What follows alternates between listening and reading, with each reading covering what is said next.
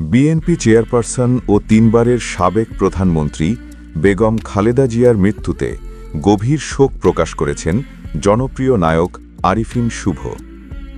মঙ্গলবার ৩০ ডিসেম্বর নিজের verified Facebook পেজে দেওয়া এক শোক বার্তায় তিনি এই সমবেদনা জানান।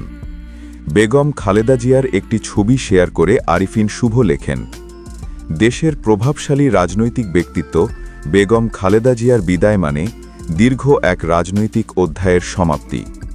আল্লাহ তাকে উত্তম মর্যাদা দান করুন। আরিফিন শুভর পাশাপাশি বিনোদন জগতের আরও অনেক তারকাও বেগম খালেদা জিয়ার প্রয়াণে শোক প্রকাশ করেছেন।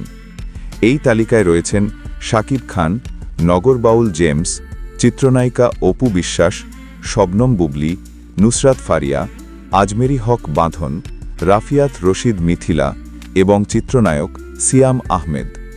এছাড়াও নির্মাতা আশফাক নিপুণ ও রেদওয়ান রনি সহ ছবি জঙ্গনের বহু বিশিষ্ট ব্যক্তিত্ব সামাজিক মাধ্যমে শোক ও শ্রদ্ধা জানিয়েছেন।